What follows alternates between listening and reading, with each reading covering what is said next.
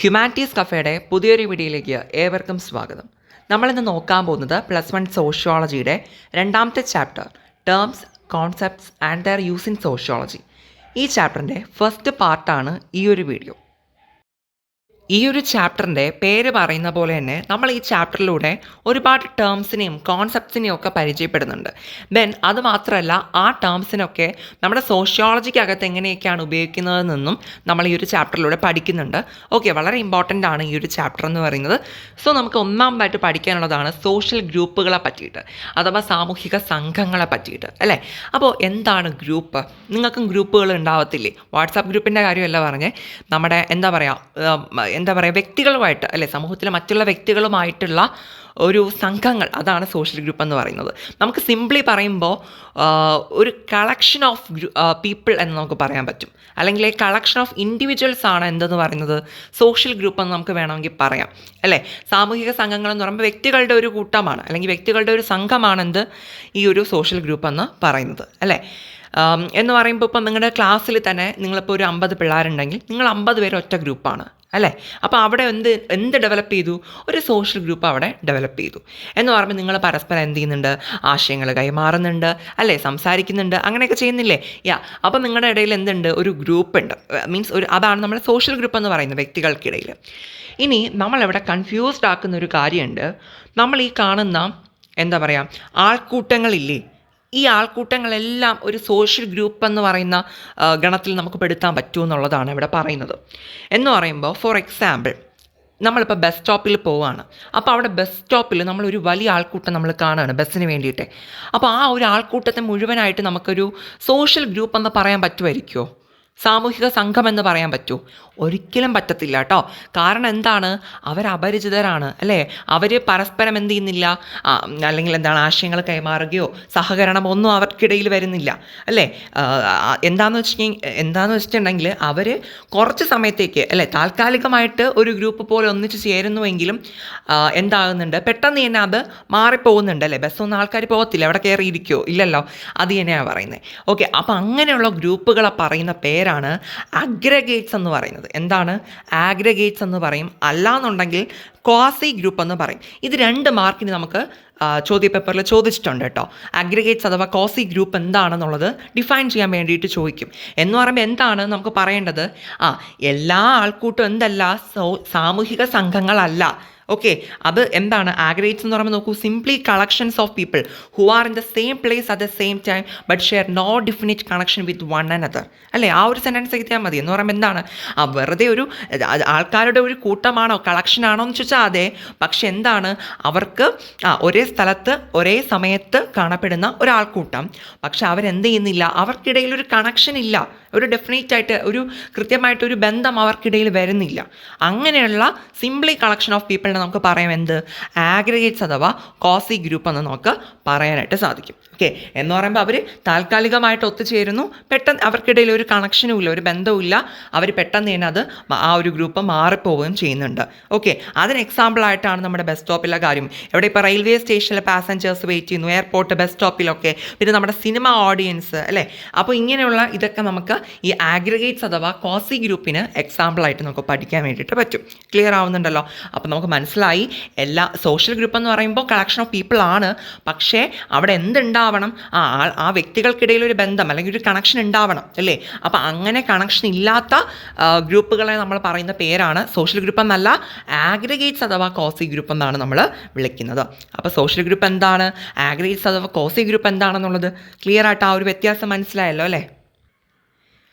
+1 സോഷ്യോളജിയുടെ എല്ലാ ചോദ്യപേപ്പറിലും, എല്ലാം എന്ന് പറയുമ്പോൾ മിക്ക ചോദ്യപേപ്പറിലും കണ്ടിട്ടുള്ള ഒരു ചോദ്യമാണ് സോഷ്യൽ ഗ്രൂപ്പ്സിൻ്റെ ക്യാരക്ടറിസ്റ്റിക്സ് എഴുതാൻ വേണ്ടിയിട്ട്. എന്ന് പറയുമ്പോൾ സാമൂഹിക സംഘങ്ങളുടെ പ്രത്യേകതകൾ എന്താണ്, സവിശേഷത എന്താണെന്നുള്ളത് എഴുതാൻ വേണ്ടിയിട്ട്. ഈ പോയിൻറ്റ്സ് ആയിട്ട് എവിടെ കാണിക്കുന്നത് എന്ത് ചെയ്യുക, നന്നായിട്ട് പഠിച്ചു വയ്ക്കുക. ഇതെപ്പോഴും ചോദിക്കുന്ന ചോദ്യമാണ്, അതുകൊണ്ട് തന്നെ വേറെ ഒന്നും പറയില്ല, എന്തായാലും പഠിച്ചേ പറ്റൂ. നമ്മുടെ സോഷ്യൽ ഗ്രൂപ്പിന് കുറച്ച് പ്രത്യേകതകളുണ്ട്, അല്ലേ? കാരണം എല്ലാ ഗ്രൂപ്പുകളും സോഷ്യൽ ഗ്രൂപ്പ് അല്ല, അപ്പോൾ അതിനെന്തൊക്കെയോ പ്രത്യേകതകളുണ്ട്. നമുക്ക് നോക്കാം. ഒന്ന്, പെർസിസ്റ്റൻ്റ് ഇൻട്രാക്ഷനാണ്. എന്ന് പറയുമ്പോൾ ഈ സോഷ്യൽ ഗ്രൂപ്പിൽ ഉൾപ്പെടുന്ന വ്യക്തികൾ തമ്മിൽ എന്തുണ്ടാവും ഇവിടെ? കണ്ടിന്യൂസ് ആയിട്ട് അല്ലെങ്കിൽ തുടർച്ചയായിട്ട് ഒരു ഇടപെടലുകൾ ഉണ്ടാവും, ഇൻ്ററാക്ഷൻ ഉണ്ടാവും അല്ലേ? നമ്മളിപ്പോൾ നോക്കൂ, നമ്മളിപ്പോൾ ഞാൻ പറഞ്ഞു ക്ലാസ് നമ്മുടെ ഒരു ഗ്രൂപ്പാണെന്ന് വയ്ക്കുകയാണെങ്കിൽ, അപ്പോൾ അവിടെ എന്താണ്, നമ്മൾ പോയി കഴിഞ്ഞാൽ നമ്മൾ ആരുടെ മിണ്ടാതെ മുഖം വിറപ്പിച്ചുകൊണ്ടായിരിക്കും ഇരിക്കുന്നുണ്ടാവുക അല്ലേ? അവിടെ നമ്മളുടെ ഇടയിൽ ഒത്തിരി ഇൻട്രാക്ഷൻസ് അവിടെ നടക്കുന്നുണ്ടാവും. ഓക്കെ, അപ്പോൾ പെർസിസ്റ്റൻ്റ് ഇൻട്രാക്ഷൻ അവിടെ ഉണ്ട് എന്നാണ് പറയുന്നത്. അപ്പോൾ അങ്ങനെ ഒരു എന്താ പറയുക, തുടർച്ചയായിട്ട് ഇങ്ങനെ ഇടപെടലുകൾ നടക്കുന്നത് കൊണ്ട് തന്നെ ആ ഗ്രൂപ്പിന് എന്ത് ചെയ്യുന്നുണ്ട്, ഗ്രൂപ്പ് ഉടനീളം നിലനിൽക്കാനും അത് സഹായകമാകുന്നുണ്ടെന്നാണ് നമ്മൾ മനസ്സിലാക്കേണ്ടത്. അപ്പോൾ എന്തായാലും അവിടെ എന്തുണ്ട്, ഇൻ്ററാക്ഷൻ ഉണ്ട് എന്നുള്ളത് ഓർത്തിരിക്കുക. രണ്ടാമതായിട്ട് പറയുമ്പോൾ ഒരു stable pattern of these interactions.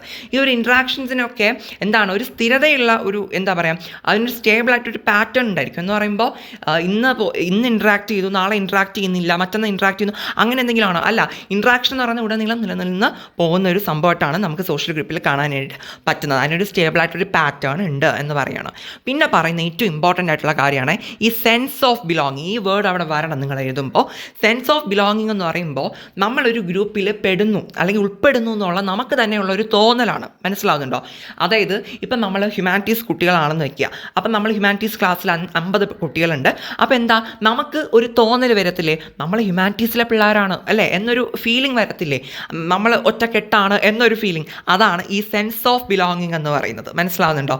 അതായത് ഇപ്പം നമ്മൾ വേറൊന്നും നിങ്ങൾ ചിന്തിക്കേണ്ട, ഇന്ത്യക്കാരാണ് നമ്മളെല്ലാവരും അല്ലേ. അപ്പോൾ നമുക്കൊരു ഒരു എന്താ പറയുക, ഒരു സ്പിരിറ്റില്ലേ, നമ്മൾ ഇന്ത്യക്കാരാണ് എന്ന് പറഞ്ഞിട്ടൊരു ഇതില്ലേ, ഇപ്പം നമ്മൾ ക്രിക്കറ്റൊക്കെ കാണിക്കും, നമ്മൾ ഇന്ത്യക്കാർ ജയിക്കണം എന്നൊക്കെ പറഞ്ഞൊരു ആ ഒരു സ്പിരിറ്റില്ല, അതാണ് സെൻസ് ഓഫ് ബിലോങ്ങിങ് എന്ന് പറയുന്നത്. അപ്പോൾ ഇത് എന്ന് പറയുന്നത് നമ്മുടെ സോഷ്യൽ ഗ്രൂപ്പിനകത്ത് വരുന്ന ഇമ്പോർട്ടൻ്റ് ആയിട്ടുള്ള ഒരു സവിശേഷതയായിട്ട് നമുക്ക് പറയാൻ പറ്റും കേട്ടോ. അതായത് ഇതിനകത്തുള്ള മെമ്പേഴ്സിനിടയിലെല്ലാം ഒരു സെൻസ് ഓഫ് ബിലോങ്ങിങ് ഉണ്ട്, അല്ലെങ്കിൽ നമുക്ക് പറയാം അതിനൊരു ഫീലിംഗ് ആണെന്ന് നമുക്ക് പറയാം.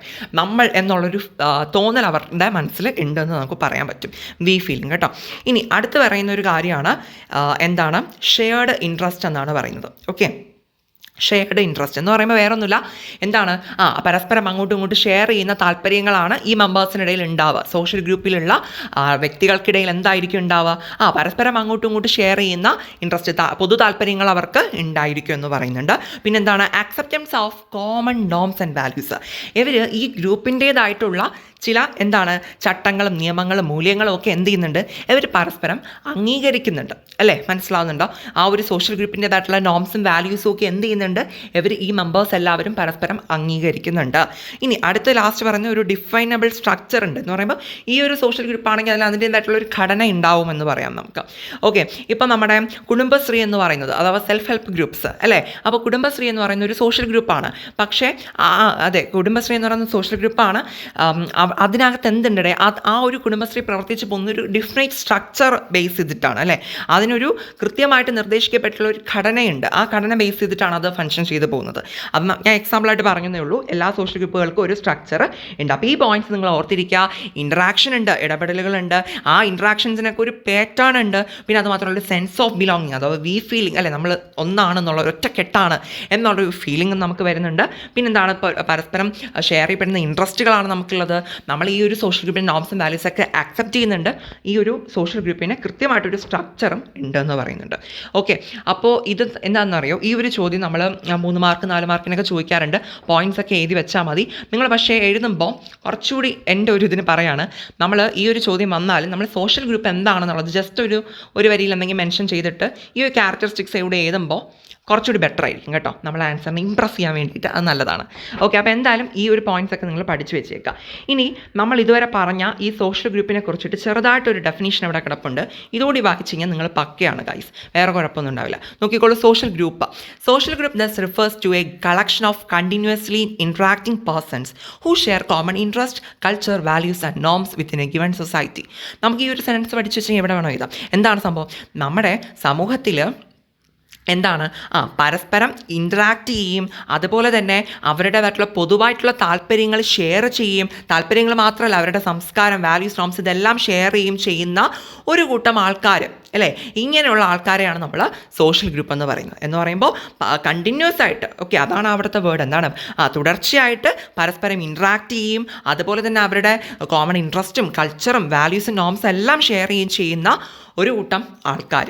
ഓക്കെ, ഇങ്ങനെയുള്ള ആൾക്കാരെയാണ് നമ്മൾ ഇങ്ങനെയുള്ള ആൾക്കാരുടെ സംഘങ്ങളെയാണ് നമ്മൾ സോഷ്യൽ ഗ്രൂപ്പ് എന്ന് പറയുന്നത്. ക്ലിയർ ആയോ? അപ്പോൾ ഏതൊരു ഗ്രൂപ്പിനെ എന്താണ് നമുക്ക് സോഷ്യൽ ഗ്രൂപ്പ് എന്ന് വിളിക്കാൻ പറ്റില്ല. ഇങ്ങനെയുള്ള പ്രത്യേകതകളുള്ള എന്താണ് സോഷ്യൽ ഗ്രൂപ്പുകളാണ് സോഷ്യൽ ഗ്രൂപ്പ് എന്ന് പറയുന്നത്. ക്ലിയർ ആയോ ഗൈസ്? ഇതാണ് നമുക്കിവിടെ പഠിക്കാൻ വേണ്ടിയിട്ടുള്ള കാര്യം എന്ന് പറയുന്നത്. അപ്പോൾ ഇന്നെടുത്ത സോഷ്യൽ ഗ്രൂപ്പ് അതിൻ്റെ ക്യാരക്ടറിസ്റ്റിക്സ് ഇത്രയല്ലേ. അപ്പോൾ ഇത് രണ്ടും നിങ്ങൾ നന്നായിട്ട് പഠിച്ചു വയ്ക്കുക, അത്രയ്ക്ക് ഇമ്പോർട്ടൻ്റ് ആണ്.